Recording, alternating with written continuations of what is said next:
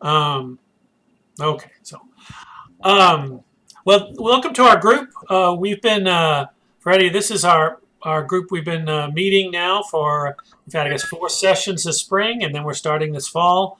And we're talking to Indigenous people all over the country and Canada, talking about issues that are important to them, and educating us about history um, and just changing our worldview, really. And it's so much appreciated. And so it was really nice to see you here in Miami not long ago with the Carvers and and the Totem and my wife found a video of your delivering it in Washington D.C. and that was fabulous as well.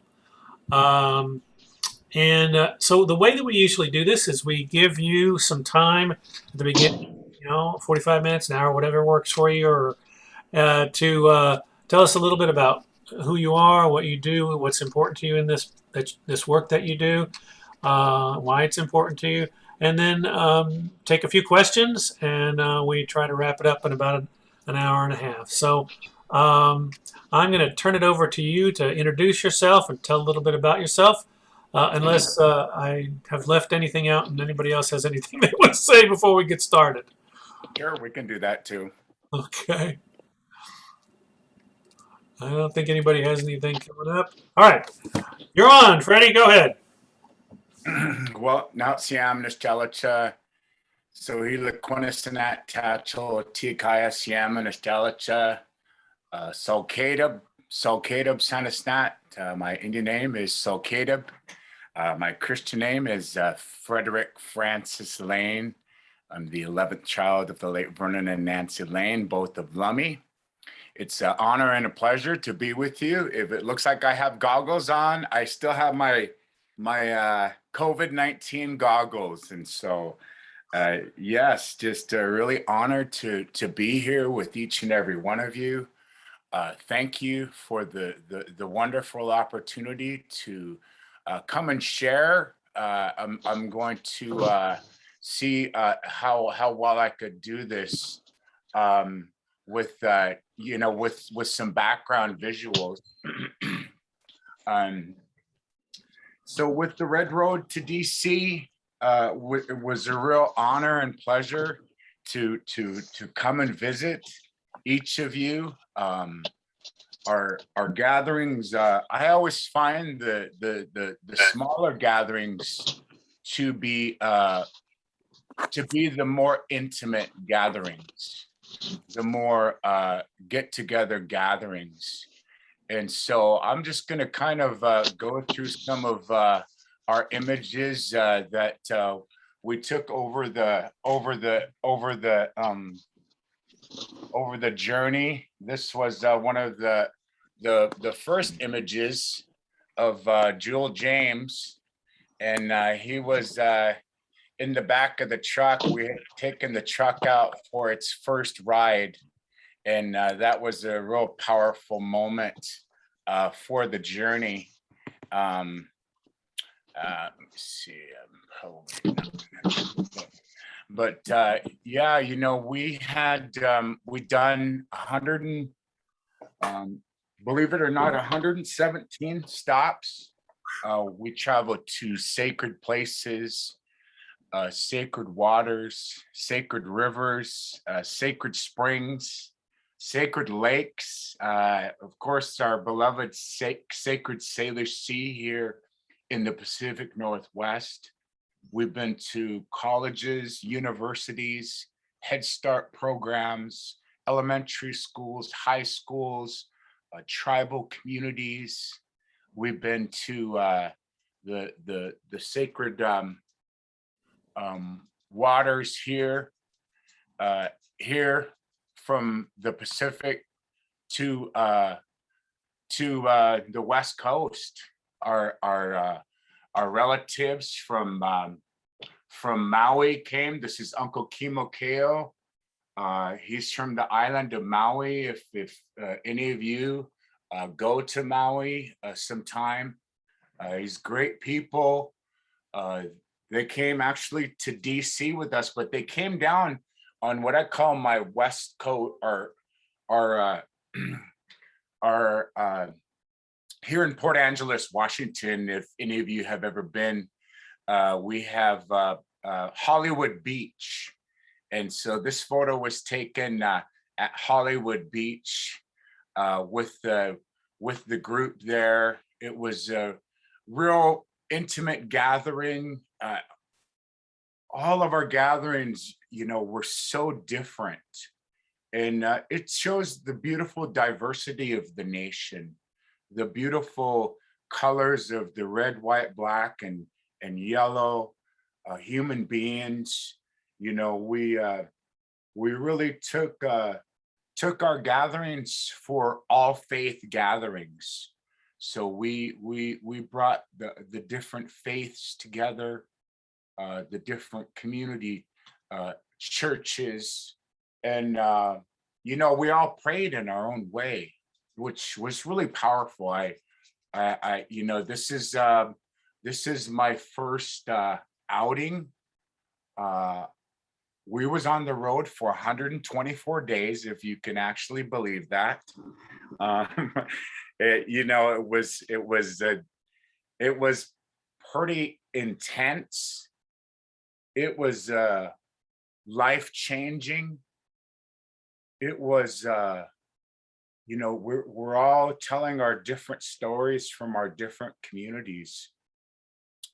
For those of you that remember, right after we left you all in Miami, 2 days later, the building collapsed, and that was it was a tragedy. And in many of the communities that we travel to, there's a lot of desecration of sacred sites happening. And when I mean sacred sites, I mean the waters, the earth. There's a proposed lithium mine in Nevada at Duck Valley that we travel to, and that mountain is sacred. That's their sacred mountain. And so, we're talking about burial sites. We're talking about, the sacred mounds that are in the area with the Floridians. But all in all, traveling was real powerful with all of our communities. These were, again, so it was from Hollywood Beach in Port Angeles to Hollywood, Florida, and then to Hollywood, California, and then Hollywood, Florida. That's what I call the tour there. But this was some of the friends there from the Great Old Broads of Nature.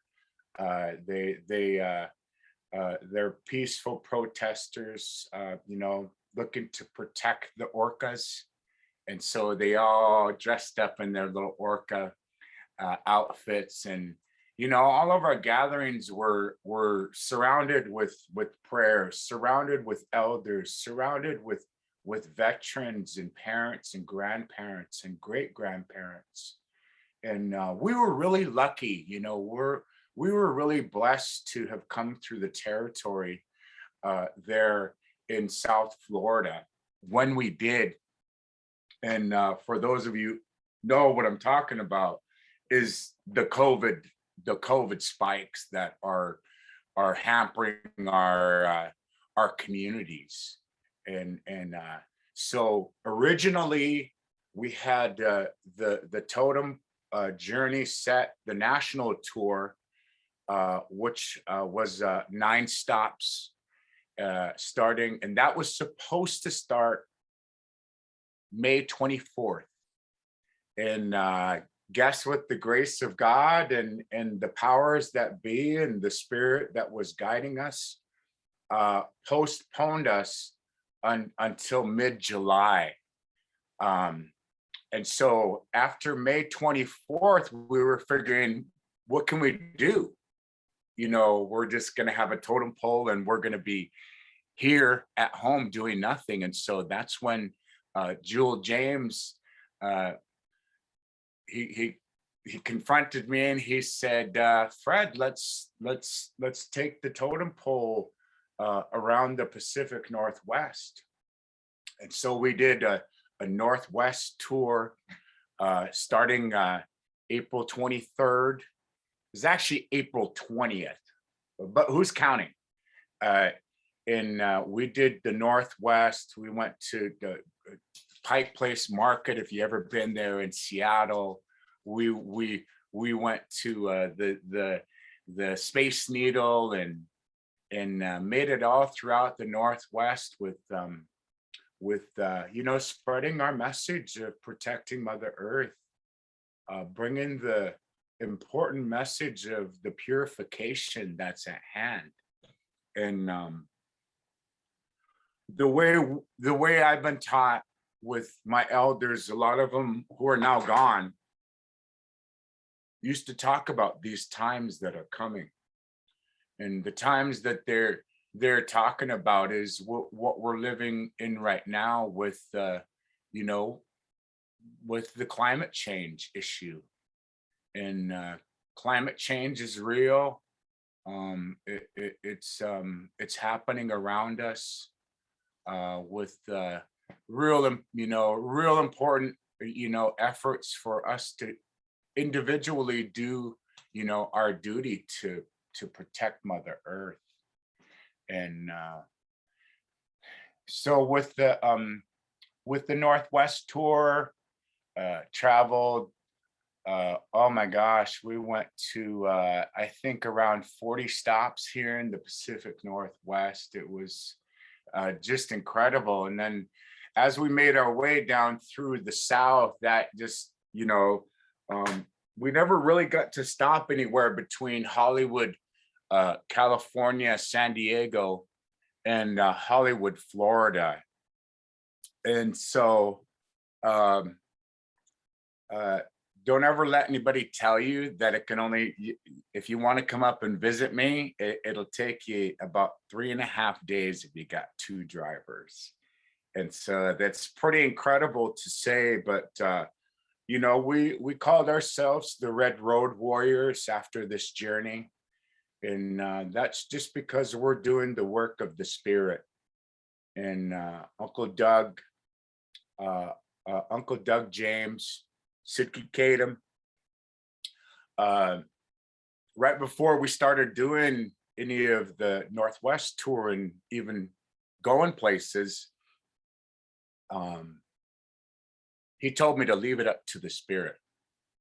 And so with leaving it up to the Spirit, we have our challenges, but the great and wonderful challenges was seeing people come together, seeing the just the beauty of all the different communities.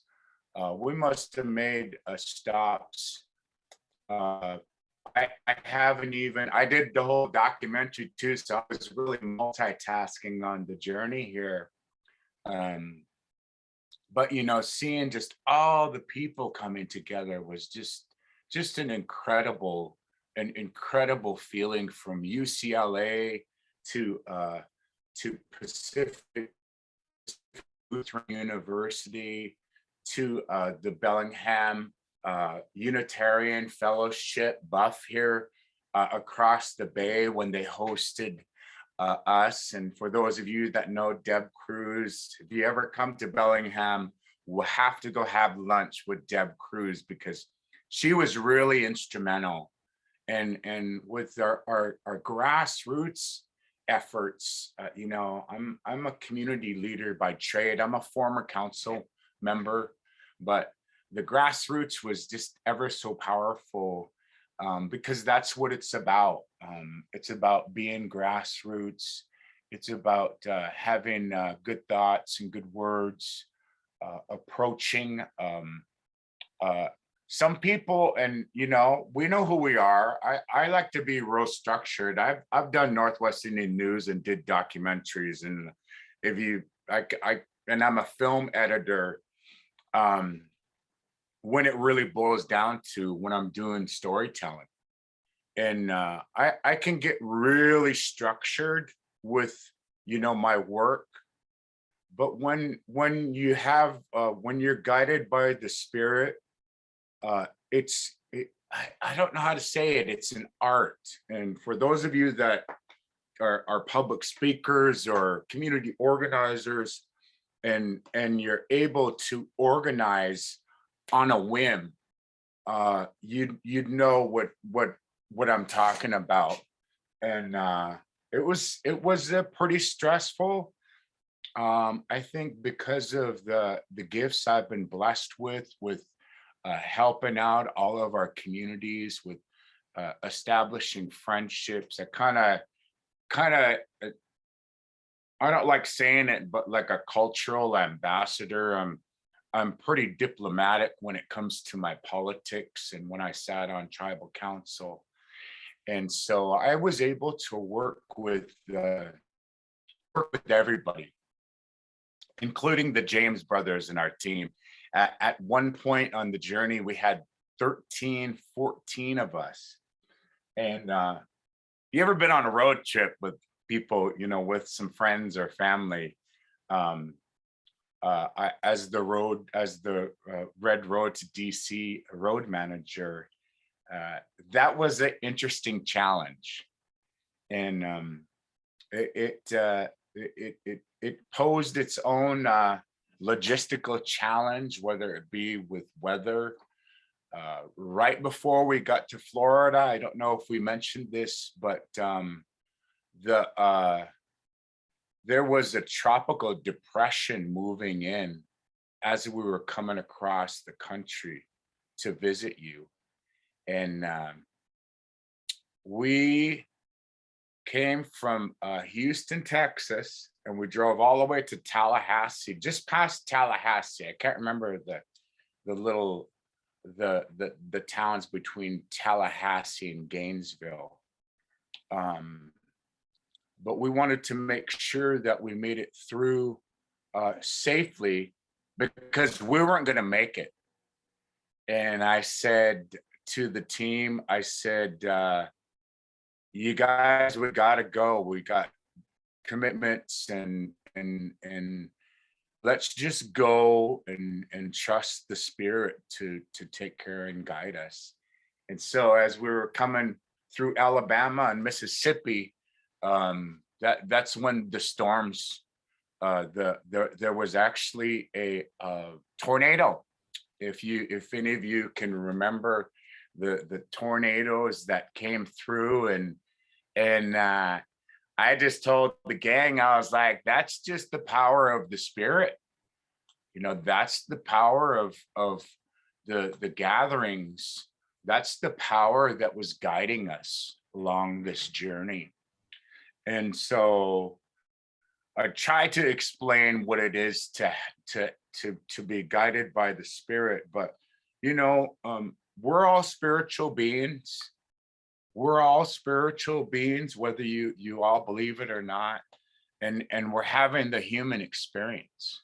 And that's the most important, you know, as a young person, that I heard from my elders, that I heard from my grandparents, that don't forget, you know, you're a spiritual being, you're having the human experience. And so that was a real powerful guide, having the James brothers along the way, and then just meeting the different faces and the different places, the different cultural beliefs, the different churches and church groups, and you know, religious people. You know, it was a really awesome fellowship to come into each of the communities and remember that, you know, we're all in this together. We're all indigenous to Mother Earth. And so with, with the important work that we're all trying to do, I I I was thinking about I don't know how prevalent it is in Miami, but I've seen some of the reports, but like the big extreme tides at the summer and the winter equinox, uh, that's when we really see, because even here at Lummi, we have those extreme tides where we have extreme flooding on our lowlands, our our land bridge to Portage Island. Uh, when we were coming through uh, Kansas City, coming back from uh, Haskell Indian School there in Lawrence, and I've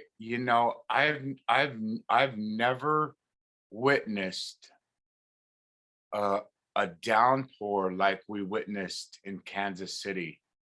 And thank goodness we had, our expedition, our bigger vehicles. But um, there it there were torrential, 1 to 1.5 inches of rain per hour falling, and so we really see what's happening to Mother Earth now. um, Uncle Doug explains it this way, and I believe him. We're going through the purification, and we could just look around us, look at the wildfires, look at the historic flooding in New York.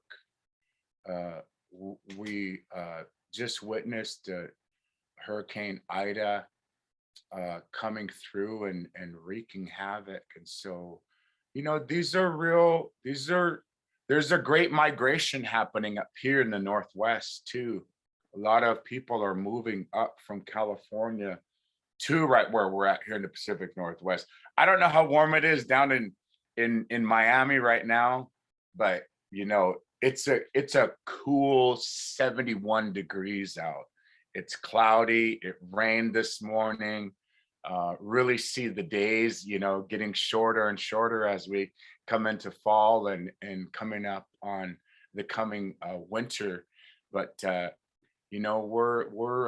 we live in beautiful territory up here in the Northwest. We don't have hurricanes. We don't have rarely have earthquakes.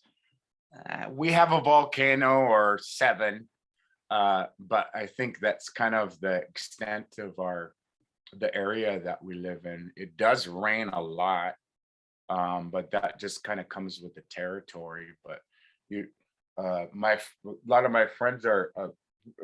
I have friends that are realtors, and they've been talking about all the migration of people from like up in Paradise and the real extreme drought ridden areas of the Southwest been moving up. And so I don't know the exact statistic, but I've seen friends of mine move up here, and so it's a reality that we're facing here in the Northwest.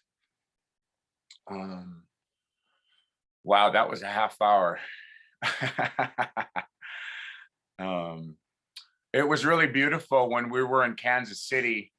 We had came to, if you ever go to Kansas City, there's really beautiful a World War I monument that we had arranged to have the totem pole at, and it was just incredible to be there.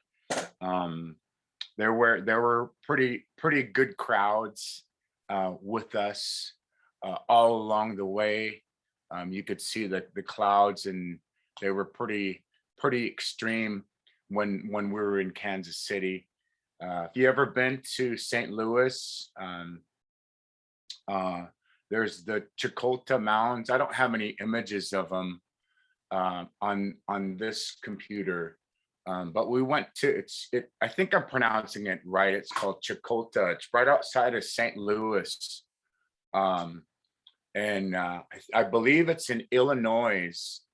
And it's a world it's a world heritage site like Choco Canyon. And that was pretty incredible to witness. If you ever get the chance and you want to drive up and visit the sacred site there, we spent the afternoon there with the community. When we was in the Southwest, as you're coming from Durango and coming up just into Utah, there was this really beautiful mound in southeastern Utah, and we just got into the border, and we passed this sacred site. It was just the most incredible. Choco Canyon was another World Heritage site that we went to. A lot of the communities wouldn't allow us to film their sacred ceremonies, which we totally understood. But we filmed quite a bit, and maybe Reverend, as we get closer to this fall or this winter, that we may be able to have a screening of a little wider documentary too, as well, of just the incredible. That would be fabulous. Thank you so much. I wondered, one of the things that you'd mentioned, and in the site, that the Carvers, they've been doing this for a while, making these totems to take to sacred sites all over the country. And each one is unique and has this individual message, in terms of the graphics that are displayed on it. For instance, the one we're seeing right now. And it just amazes me that they put all these pieces together and to have this particular meaning that they want to convey and carry across the country. Yeah, this is the 20th anniversary for the House of Tears Carvers, for the James brothers. They've been they started back after September 11th. And the power of the totem pole, the first totem pole was called the America's Healing Pole, and that went to the surviving families of 9/11. That was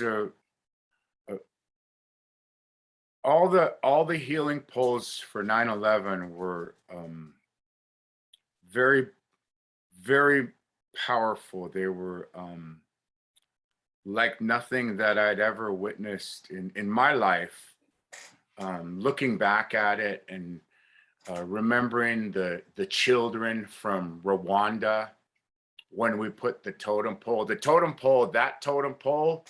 in New York has a time capsule that we put at the bottom of it when we stood the pole up. But it was really beautiful seeing the parents and the grandparents and some of the surviving family members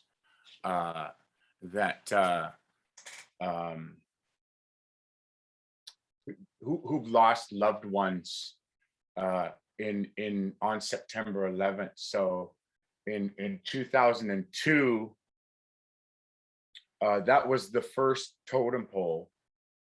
And then in 2003, we did Shanksville Flight 93 totem pole.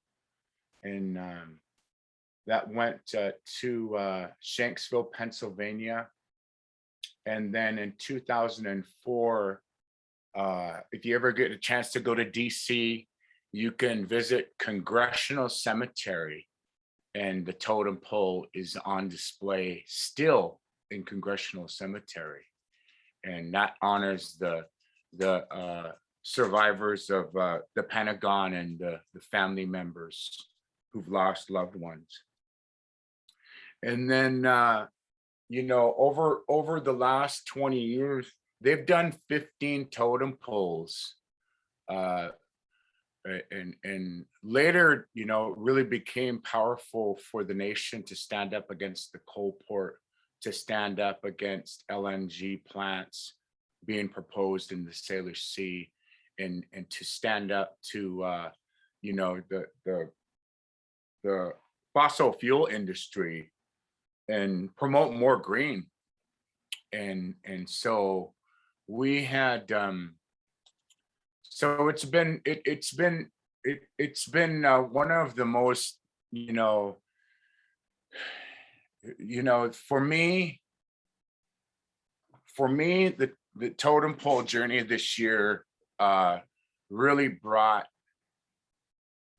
a powerful awareness. As a community leader, as a former council member, it brought a powerful message, to the Secretary of the Interior, Secretary Deb Haaland. I was kind of bummed out that the president wasn't able to come, but I totally can understand, the pandemic that's at hand, coming out of Afghanistan. I mean, this, I guess it's good for the president to be getting all this stuff done and out of the way in his first term, because I can only imagine that he's got a lot on his plate. And so we was really thankful that Secretary Haaland was able to come and receive the pole. The pole is currently sitting outside the Department of Interior in Washington, D.C. We was going to try and help them with help them wherever they wanted to put the totem pole up. But we were just so tired after 124 days that, at least it's in their hands. I think the most important for me, because we dedicated so much, I just didn't want them to put it in some storage unit where people wouldn't be able to, because we've seen that in the past. And so just really glad, Native American Heritage Month is coming up in 2 months. So hopefully maybe I can get at least a short, maybe 44-minute documentary, covering the journey by Native American Heritage Month. That might give me a little goal to look forward to here in the next couple of months. I literally had a canoe family come in because we was hosting our canoes September 1st through the 5th. But because of spiking numbers, I was only able to host one canoe. But we postponed our events until 5/22/22, and that's when we'll have the canoes come up here again to the nation, and hopefully we'll be able to acknowledge our family and friends that traveled with us around the country and that hosted us. We're gonna do a paddle through the San Juan Islands. Again, 5/22/22. We'll go to Lopez Island one day, San Juan Island, if any of you ever have been up here, for 2 days, and then we'll do Orcas Island for the remainder 2 days, and then landing on the mainland here at Lummi on that Friday of Memorial Day weekend. And so I'll just extend that invitation to each of you now. We hope that a lot of our numbers will be going down by then.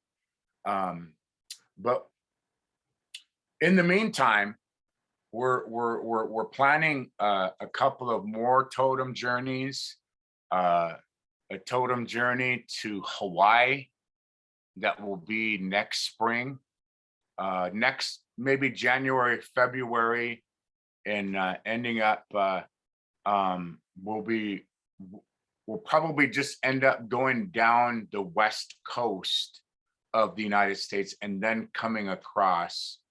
But you know how those things can change, and it'll be in the winter, so we may be looking at a little bit more towards the beginning of March when we do the Red Road to Hawaii, and then Jewel has also committed to some Totem Pole Journeys, a journey to commemorate and bring some healing for the boarding school and the boarding school survivors.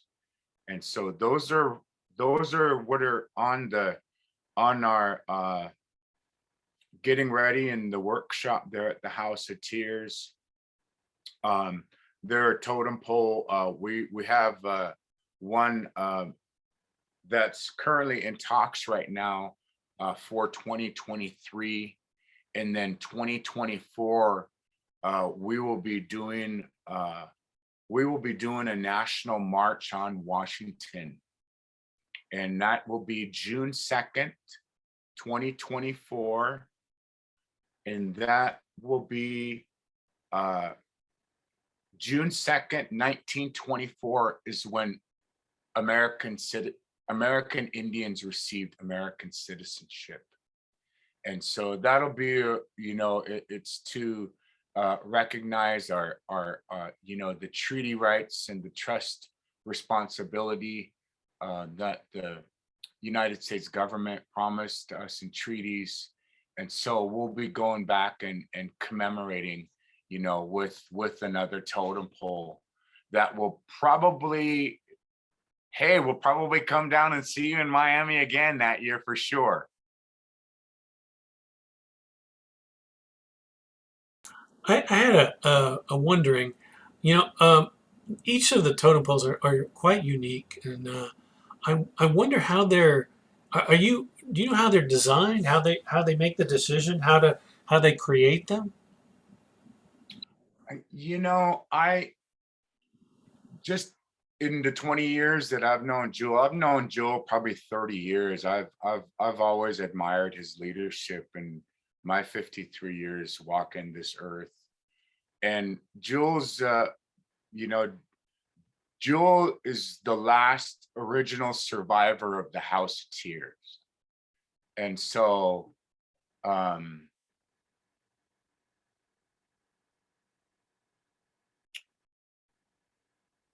in the video that's on YouTube where he explains the symbols, that I don't know if you all got to see that 14-minute video where the totem pole is not even painted, and I just happened to catch him before, and he explained every symbol in 14 minutes. That's a long time for, but I think there's upwards to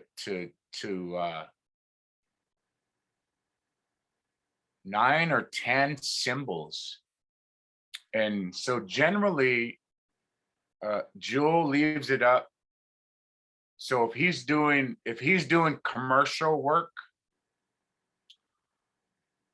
whoever's hiring him to do the work has a vision already, and then Jewel adapts, does some drawings, kind of refigures, if there's an eagle on the top and their wings are, and so Jewel has a process that he goes through with the creators of the pole who have the vision. The Red Road to DC didn't have any of that guidance. And so Jewel had a couple of visions. He's he's been a real strong advocate for the missing and murdered Indigenous women, throughout the United States. And so he's been doing a lot of work with a lot of community organizers. And but that's generally, I actually have a really cool video. I'm glad you mentioned that, Reverend, because we were out in Quinault, and the new president of the tribe, his name's Guy Capoman, and he was talking about, and I just have to figure out how to put this into the documentary because it was real powerful. And he talked about these carvers that he worked with over the years, and how that process, like when you're just starting with a carver and you're just learning, you basically learn how to sharpen tools and learn the art of sharpening tools. And for those of you that are artists, I went to art school, so I and I'm a photographer and a videographer, but I still did sculpture. We did 3D and 2D, and with any art, I don't know how to say it delicately, but so when Guy was telling the story, he was talking about the process that he witnessed from his Oksala, from his teacher. And what he learned from his teacher is that everything just doesn't come at once. And so he witnessed his teacher he was doing a mask, and so there was just a big block of, and so what he helped with was trim it down and get it standing, so that when the master carver had gotten the vision, but he said that he would walk by and the master carver wouldn't be doing nothing. He would just be studying that piece of wood. And Jules really got he's got a beautiful brand, and it's the Indian in the moon. And the Indian in the moon, whenever you see a full moon rising, coming up, if you look really hard when it's just coming up, you could see the little Indian with his legs crossed, and he's leaning over like that. He's leaning over, and his two feathers are. And I'll see if I could send that down to you, Reverend. But that's his. That's what he wants to do, to continue to educate our communities. And the headpiece of the eagle. I don't know if any of you knew that, but that was the round part on the eagle was that's a separate piece that he added on. And then on the top of the totem, on the top of the totem here, that was all added on too. And so that's kind of become Jules, his really defining branding of his totem poles.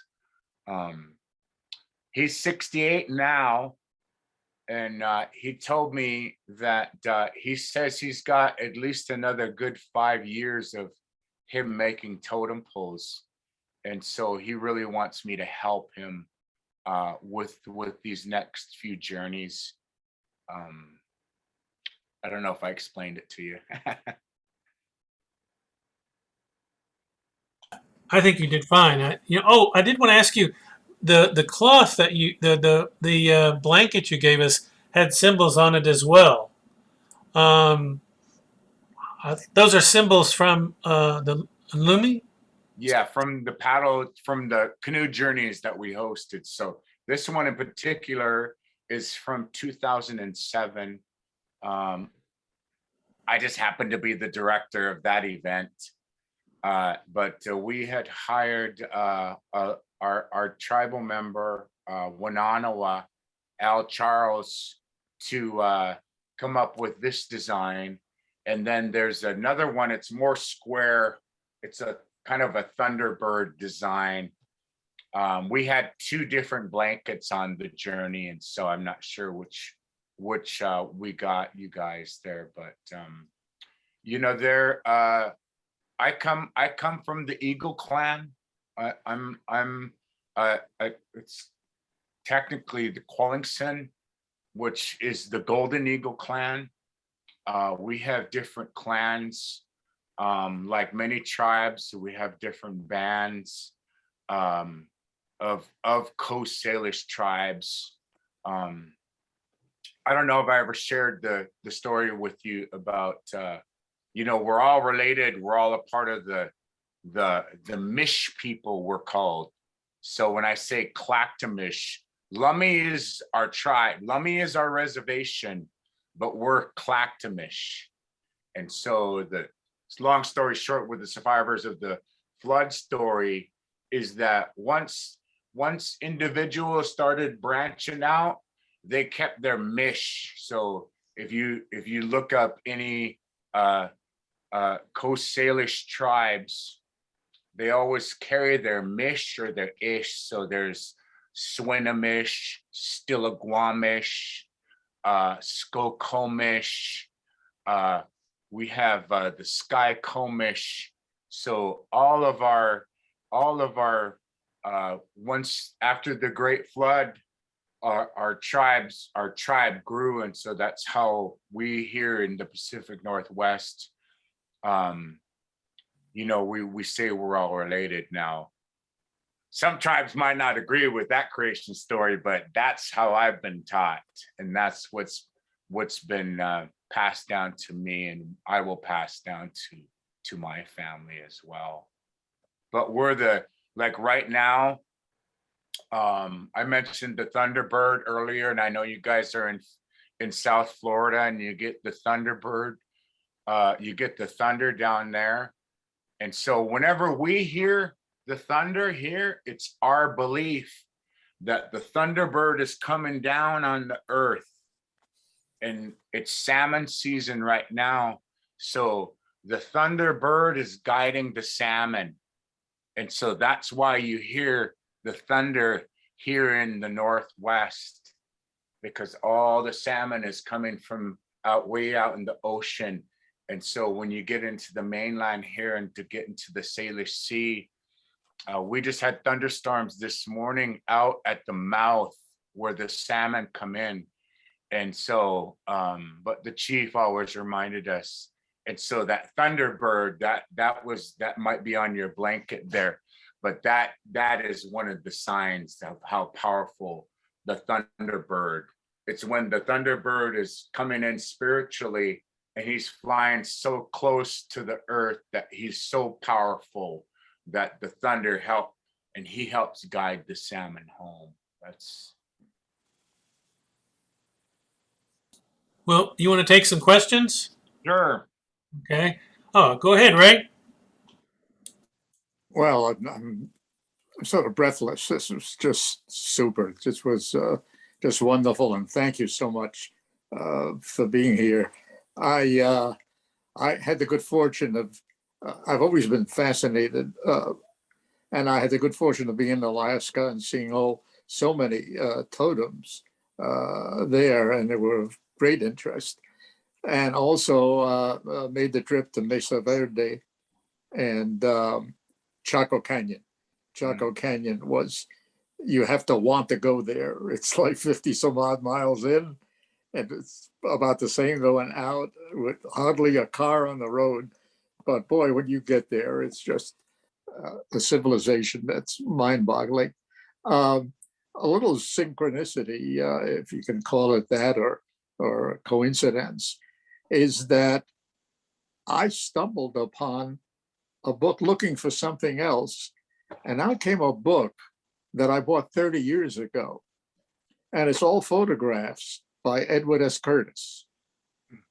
And it just sort of scares me a little bit. Why did this book pop up at this particular time? And I wasn't looking for it. So I have a couple of questions I'd like to ask you both. And one is, I'm 96 years old, and I say that because I want to know when I can expect your documentary. So that's a motivation for you, expeditiously.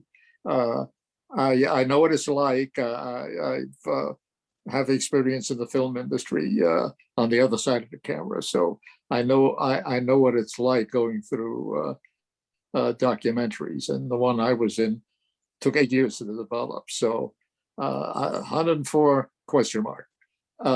The other one question I have, and it may sound facetious and superficial, but I want to know how you get the beads on your beard, because I've had a beard for 50 years, and the reason I say this is not to do it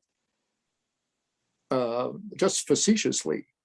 I'm a great believer in provoking people in different ways, usually in the music and arts, to get their interest, to get the message out, to get social justice out, not belittling, and not going into dialogue all the time, but in some ways. I want to put that on my beard so people will come up to me and say, what is that on your beard? And that's all I need. As you can see, I'm not speechless at any time. So, and then go into the whole, provoke their interest into Indigenous things. So there it is. When is the documentary going to be out about? And how do you get the beads on your beard? By the way, beard, you take the word beard and take the word R out of it. What do you got? I'm gonna try and shoot for the documentary. I'm just finalizing a budget and some numbers for some potential sponsors. So I'd like to work on it and get it done.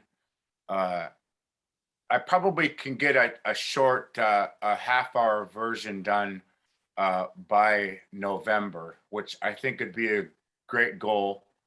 I have 15,000 images just on my one camera. And God. I got about a couple thousand videos. Some of the videos were entire gatherings. Some of the videos I recorded live on our shared responsibility page, and believe it or not, I'm still downloading those just to have for the archives. And so that'll take I think a more longer extensive. I'm a pretty good editor, so if I get some good funding, I really want to get something done by a Native American Heritage Month, so we can share with the world what we're trying to do, and absolutely, like you say, to share the message. Absolutely. The beads, these are actually rubber bands, and as you can see, I don't have a full beard. I just have this little kind of like a half goatee. It's not even a real goatee, but I've been growing it. I've been growing it for about a year now, and yeah, People can't treat me like a little kid anymore.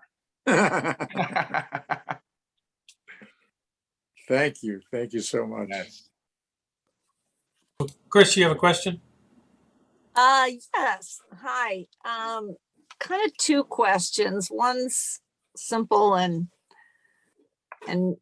maybe not worth much, but you know, we have Indigenous Peoples Day coming up October 11th. And last year we were deep in COVID, and we did something with the local Friends of the Everglades to raise awareness for their organization and have people come to our campus to walk privately because we were not gathering at that time. So I'm kind of interested in your suggestions for what is worthwhile for, you know, Unitarian Universalist congregations to do around this holiday. And the second thing is the native peoples here, the Miccosukee, also are totem builders. We're collaborating with them to teach the children. And so while we were talking, I texted my Miccosukee friend, and she said, yes, they are totem builders. And so they are working to prevent additional oil drilling in the Big Cypress Preserve. Yes.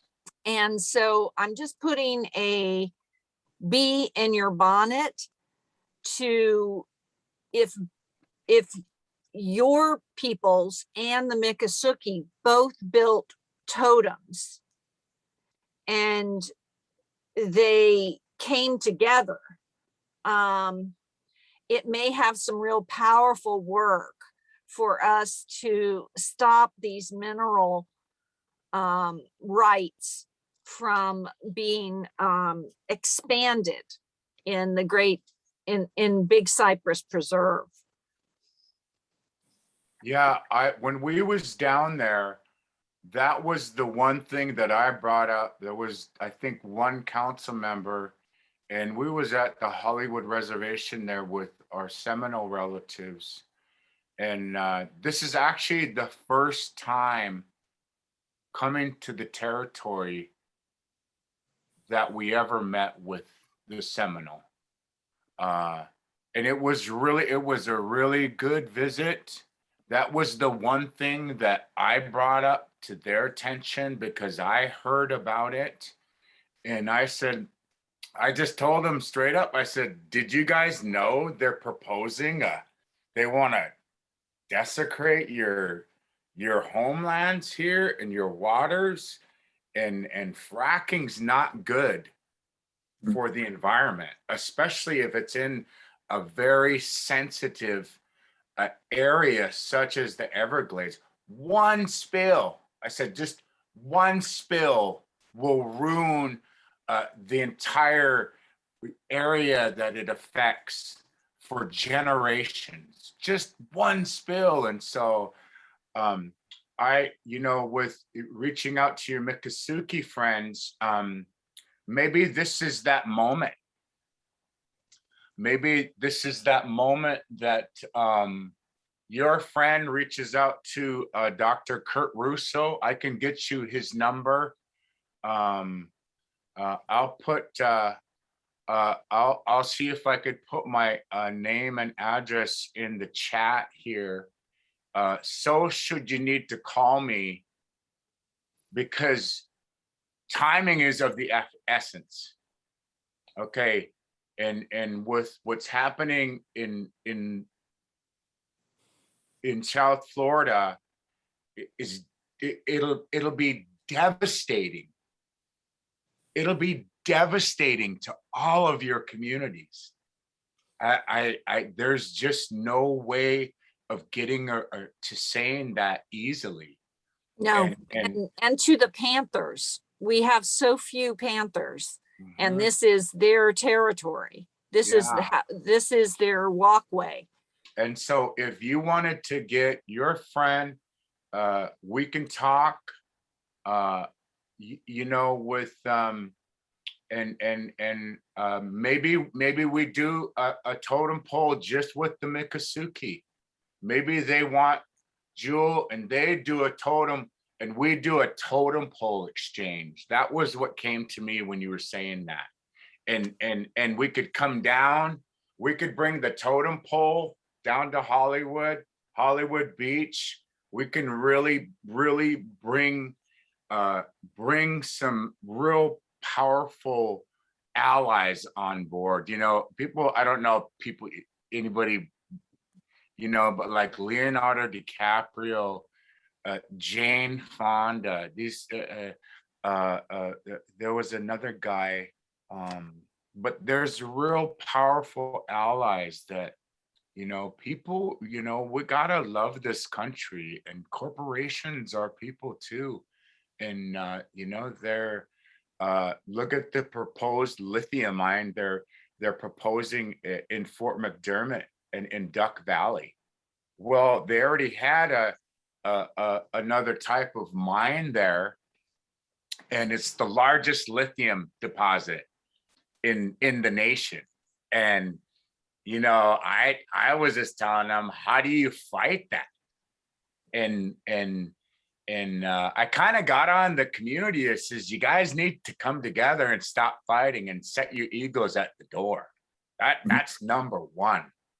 You need somebody that can bring the community together, that's not going to let petty politics, that's going to know how to bridge our community. I think that's the power and the gift that I have and that I share. And me, I like problem solving. Okay, I like bringing the awareness up.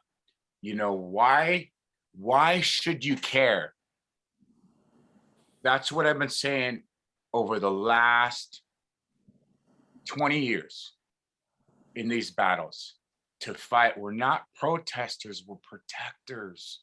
We're looking out for your grandchildren, your great-grandchildren, your great-great-grandchildren. This ain't about us, but what are our grandchildren and great-grandchildren gonna look back at and say, oh, look at what Auntie did. Look at what she did to, you know, they already know who we are in South Florida. And we already have the routes of, you know, doing a national tour. This Totem Pole journey, I'm just going to say it straight up. It costs about $500,000. 500,000 was raised by communities like the Universalists in Miami, like our Bellingham friends at Buff, like our friends at Seattle, you know, and so that was the cool power of what we accomplished this year, because we were led by spirit and guided with our new friends and our new family, establishing and solidifying our friendships for the next generation to come. Charles, you had your hand up. Yeah. Unmute. There we go. Freddie, can you hear me? Yes. It's so wonderful to hear from you, and thank you very much for joining us tonight. And I love your pictures, and I enjoyed so much being there on the day that you folks visited with us. It was very powerful. A minute ago, you started to talk about something that was very, very interesting to me. You said, this is the gift that I bring, which is to build bridges between people, to bring people together. And so there's a wonderful description that you give. There's a portrayal that you give of being in many places, going and seeing people, feeling the energy and receiving the energy and giving energy as you come together with folks. And you describe a number of places that are dear to my heart and all. There's a sharing, and there's a seeking, and there's a receiving and a giving, that all of that is a part of the work that you do now. It's fascinating to me that you started with, I served on the tribal council.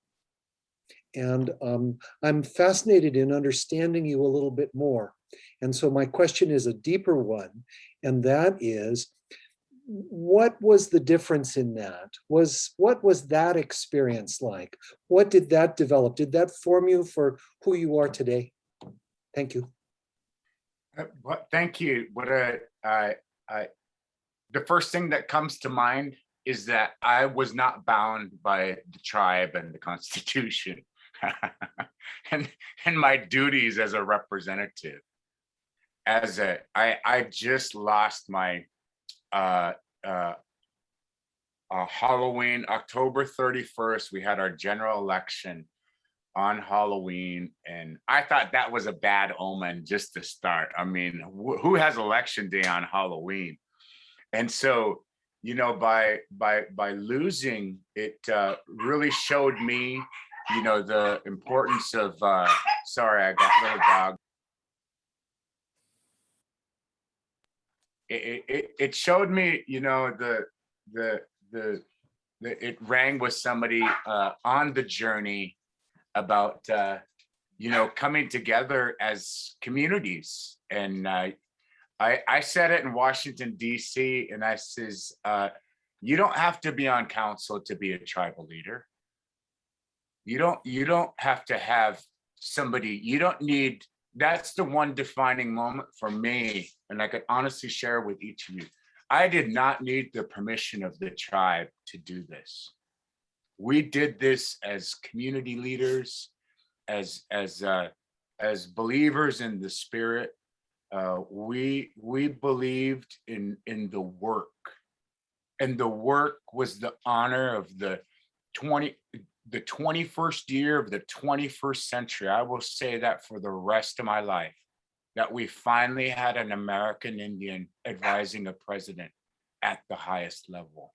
Mhm. And Secretary Holland, she's got a big job. You know, she's got people in government have a big job. And I'll just be honest with each of you. When we was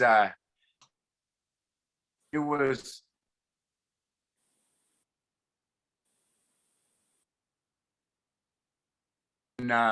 when we were when we went through COVID, I was on council, and the easiest way to explain it is it was like a dog year. It was a dog year being a public servant. It just was just it just I don't think I could probably do it again. I think if I did, you know, because I was very stern, and that's probably why it really did. Because truth, I told people to, you know, their job. I believe people, if you're getting paid the amount of money that we were forking out every 2 weeks, you know, that I expect the best. And we made it through COVID. It just was it just was a dog year. It just everything that could possibly go wrong went wrong. But you know, making it through that is the most powerful for me as a, you know, as a community leader. And the power of the pole. I mentioned earlier, you know, I was the director of a director of the canoe journey in 2007, and I ran the water festival for 23 years. I would, you know, I was reporter for Northwest Indian News for the longest time, and my background's in public relations and communications. And so what's the key to public relations and communications? Friendship, relationships, talking with each other, communicating, telling the truth. The one thing, and I'll just share this with you because it was kind of a joke when you know, I'm a former politician. I used to say this, I'm a politician, so you can believe half of what I have to say. And you know, but then I, you know, come to the conclusion that I just really wasn't that type of politician, that I stood up for the truth, you know, the Constitution that which we abide by, and you know, people the right to exist, and to you know, I just keep saying this about these laws, you know, I think we got to remind everybody, this used to be a free country. And there's we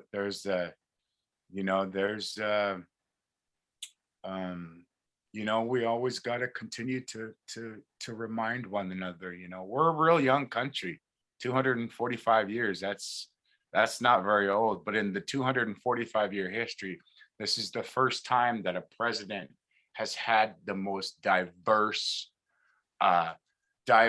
cabinet ever in the history of our nation. And that's just beautiful. And it's, I think, paving a new frontier for the future. And I look forward to one day seeing a woman president in my lifetime.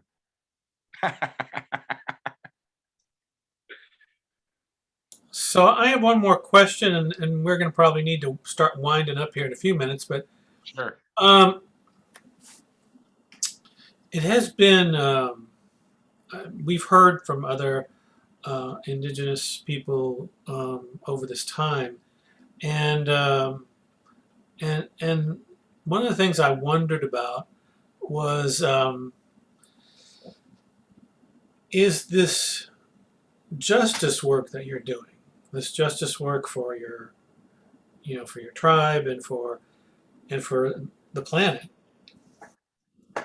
does it feel like that in any way takes away from passing on your culture and your spiritual beliefs to the next generation of Indigenous people?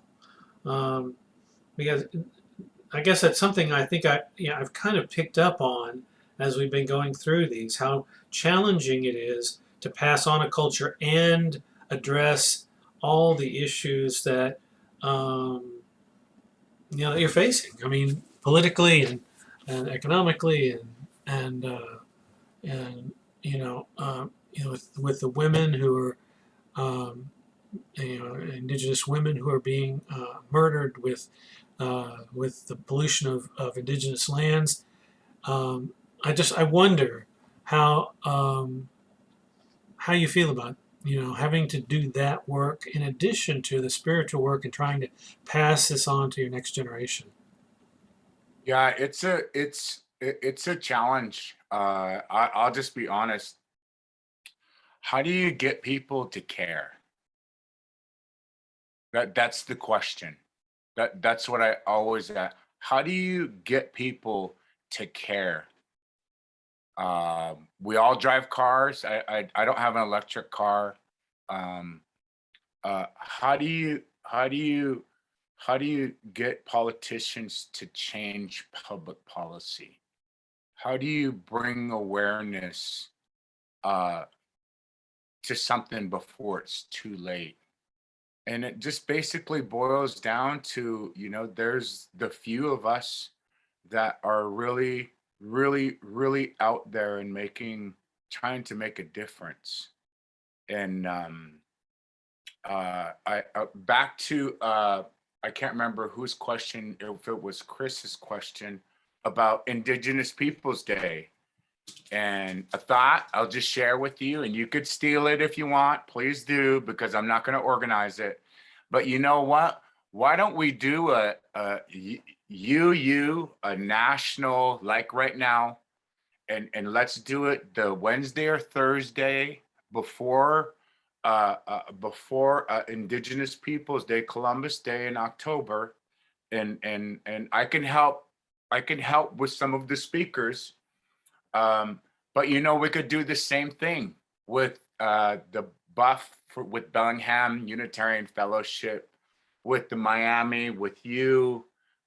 We did Squim, the little city of Squim had just an incredible gathering of Unitarians, and I know my good friend Deb would love to be a part of it, because this is what it's about. How do we continue to share and honor each other and say hello? And we're back to COVID numbers. We don't have any public gatherings anymore, but we're still creative. We're still resilient.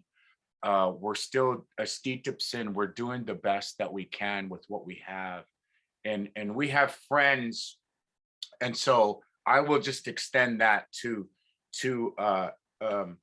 you, about, doing something, and we can have Uncle Doug on and Jewel if you want, and I could show pictures on the side and just really, really have a nice, in honor of in honor of Indigenous Peoples Day. I think that would be a great little Zoom gathering, and then people, your questions are just great. They're right on. And we just got to keep going. If it's the Miccosukee that we're, maybe that's the time that we can, announce something like that to protect the Everglades, to protect the panther. We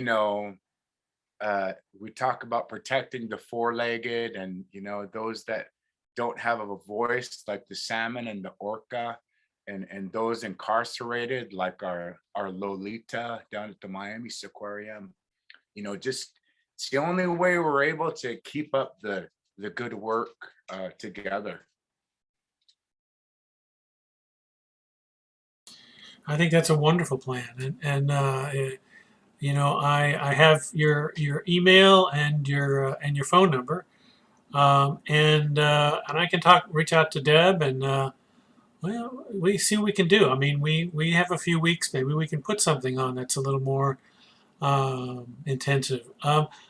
So yeah, I would love it, and if you're willing to bring together some of I think both the people, the Lummi, but also people you ran into across the country, other groups and peoples and churches and those who see the need for us to come together to make a difference in the world. I think that would be fabulous. So we have about 7 minutes, but I was going to say in about 5 we're going to probably need to stop. But is there one more comment or question before we? Yes, go ahead, Jenna. Just a quick question. What did you find most surprising about your Red Road to Washington journey? What did I find most surprising? Most unexpected, something that just, you weren't anticipating. I wasn't anticipating the, there's a lot of spiritual warfare happening. And there was a lot of people that were spiritually working against us. That I don't know if they're like praying. Hang on, I'm going to turn my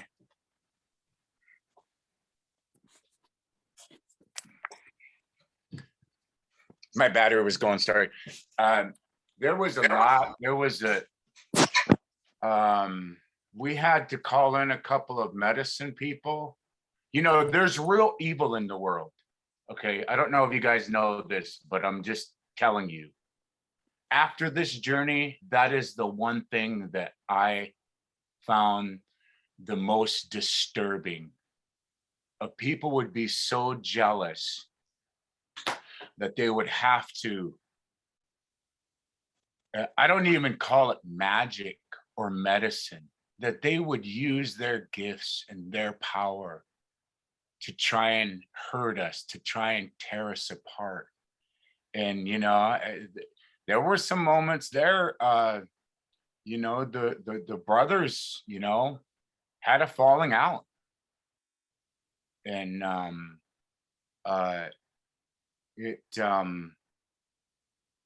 it was a challenge in keeping the momentum and the spirit going strong. That was the one unexpected thing that I, and I finally had to get, I had to finally let, each of them know. I said, it wasn't my intention for this to happen. And so we got to set that in the past. and the journey had, you know, it's rough moments. Holy smokes. Our van broke, our Jules van broke down. The brakes went out. That was just a holy smokes. We were coming down the hill there in Wistoyo in Malibu, and we just left the house where we were staying, and we were going to the ceremony. We were going to bring the pole to a ceremony, and Jewel came down. We're in front of Jewel, and the brakes totally went out on his vehicle. Ooh. Now he came down to the bottom of the hill there, and thank God he geared down, and everything was smoking. I mean, he had to pull over off to the side there, and it just canceled one of our events. You know, but to fully answer your question, with each journey, there's always a balance. It's like good and evil. It's like day and sunlight, you know, day and night.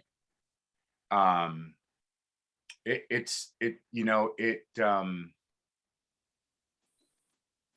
the good outweighed any of the evil that tried getting in our way.